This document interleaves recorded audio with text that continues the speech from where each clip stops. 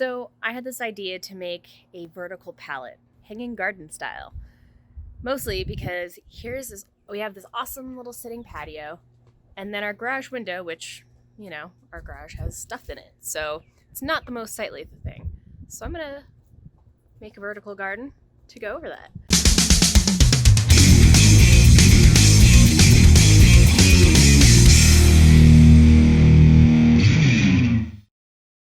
Let's go pick out a pallet. Originally, I was going to use a regular size one. And then we went Craigslist hunting for pallets. And we came across these awesome little tiny ones. They're so cute. So I think I'm going to use one of these little ones for my hanging garden instead.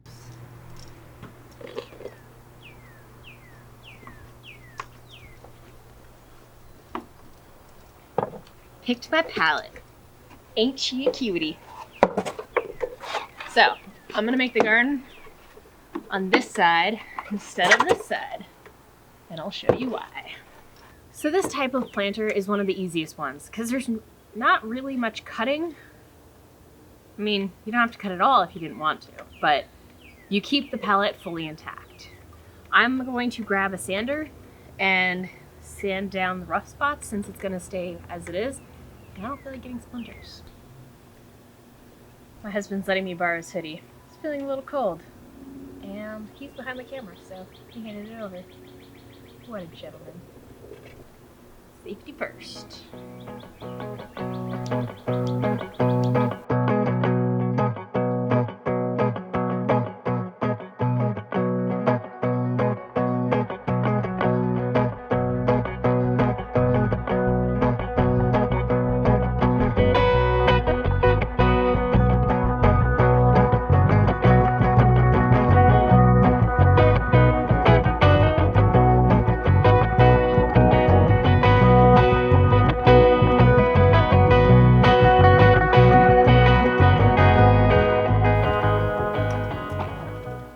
So I hit the entire thing with a 60, mostly to get all the splinters and other loose crap off of it. Also with the boards, top and the bottom, they had words stamped into them. I didn't really want that look, so I made sure that those were gone. Now I'll hit it with something a little finer to clean it up a little bit more. It's still gonna be rough, it's still a palette, but I am gonna stain it and give it more of a polished look at the end of it, so I'm gonna do some repair work on this palette. Probably could have picked one in better shape, but it's a palette. Do a little gluing. Open.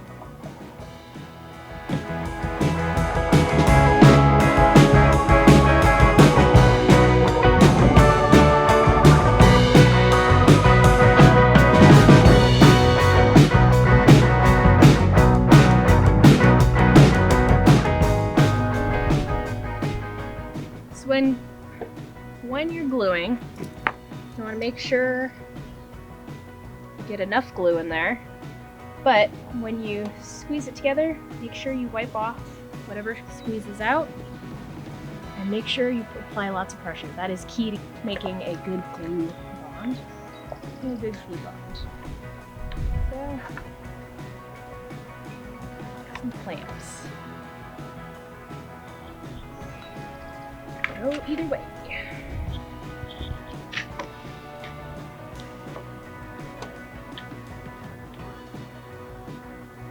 While this is drying, I'm going to go through my pallet wood pile and select a couple pieces. We're going to put a piece here, put a piece there, put a piece here, create these 3 boards to be the planter boxes. I'm going to grab another board to make this a little bit of a wider one, and let's go look. Might be too short. This might be good for other bits and pieces. Janky.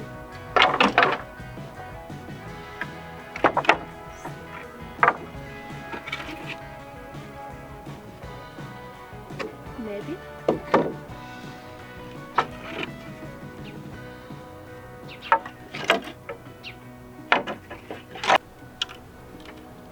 think I need to measure, see exactly what sizes I need, because otherwise I'm going to end up with a whole armful of wood when I only need 3 pieces.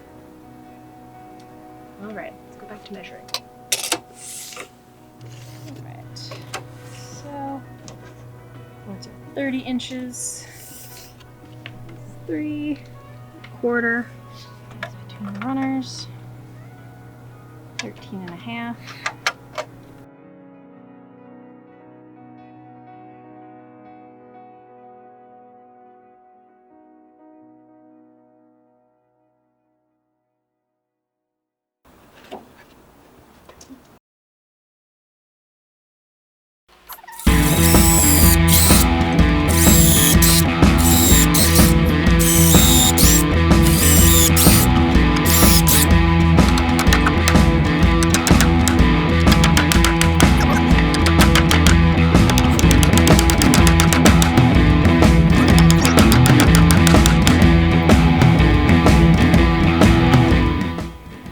The wind is hitting my eyes, making them water.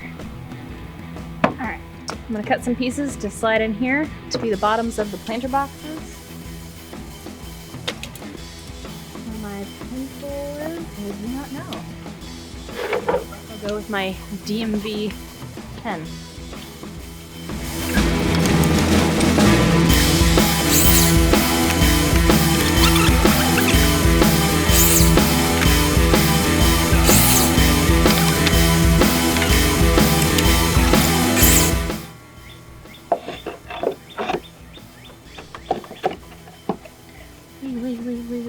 Yeah. It's caught on a nail sticking out.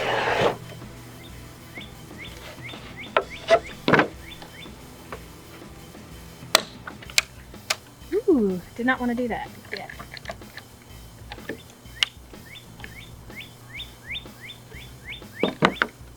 We'll get at that piece after. It fits. 2 more. You'd think that they were all the same size and I could just measure and once and cut the rest of them. But they're all different lengths. They're off by about 1/4 of an inch to 1/2 inch.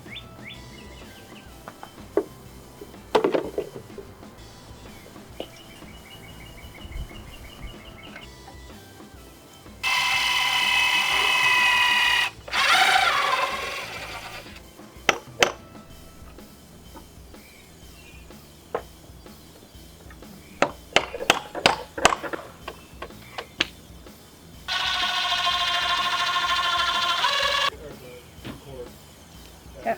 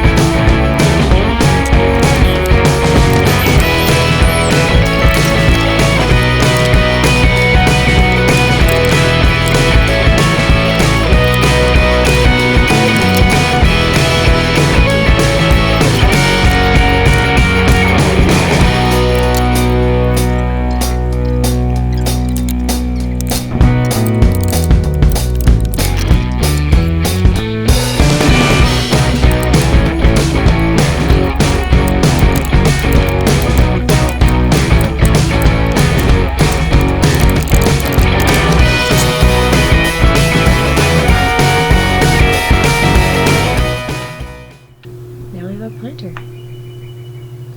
I put it on the back. You don't have to. I did it so that whatever was behind this, you don't really see. Alright, now to fill it up with dirt.